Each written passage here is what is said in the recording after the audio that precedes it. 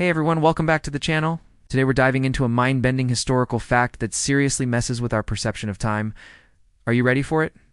The famous Egyptian queen, Cleopatra, actually lived closer in time to the first moon landing than she did to the construction of the Great Pyramid of Giza. I know it sounds completely wrong. When we think of ancient Egypt, we tend to lump everything together. Pharaohs, pyramids, hieroglyphs, and Cleopatra. It all feels like one distant, sandy, historical era. But the timeline tells a very different story. Let's break it down, because the numbers are what make this so wild. First, let's look at the Great Pyramid of Giza. This monumental wonder of the ancient world built for the pharaoh Khufu was completed around 2560 BC. That's about 4,500 years ago. Just try to wrap your head around that. It's an almost incomprehensible amount of time. Just generations upon generations lived and died while this structure stood watch over the desert.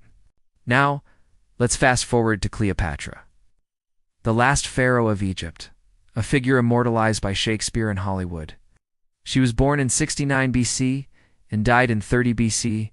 Her life marks the very end of the Ptolemaic kingdom and the beginning of Roman rule in Egypt. She was a contemporary of Julius Caesar and Mark Antony, figures we associate more with Rome than with the pyramid builders. So, let's do the math. The time between the completion of the Great Pyramid and Cleopatra's birth is roughly 2,500 years. To be precise, from 2560 BC to 69 BC is 2,491 years. That's 2.5 millennia separating the queen from the pyramid she's so often associated with. To put that into perspective, the time between the start of the Roman Empire and the invention of the internet is shorter than that. Now, for the second half of the equation, the moon landing.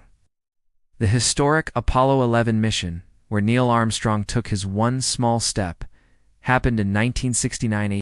So the time between Cleopatra's death in 30 BC and the moon landing in 1969 AD is 2,000 years less a decade. Specifically, it's 1,999 years.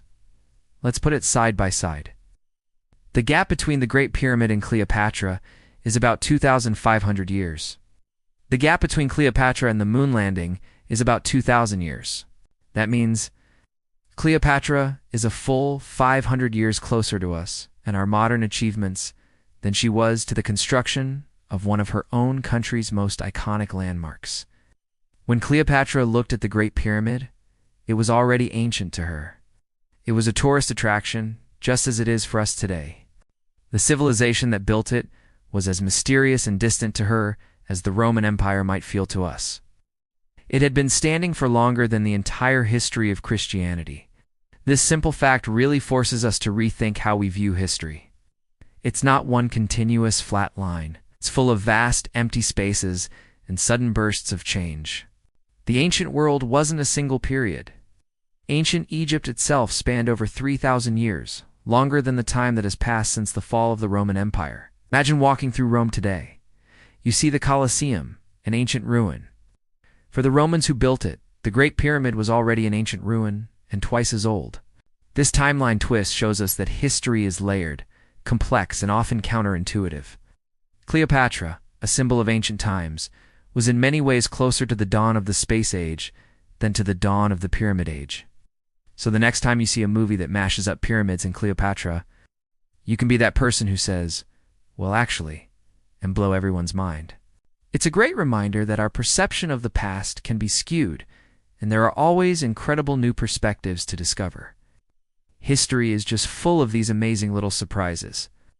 Thanks for hanging out and getting your mind blown with me today. If you enjoyed this trip through time, don't forget to hit that like button, subscribe for more historical deep dives, and share this with someone whose perception of history you want to totally warp. See you in the next video.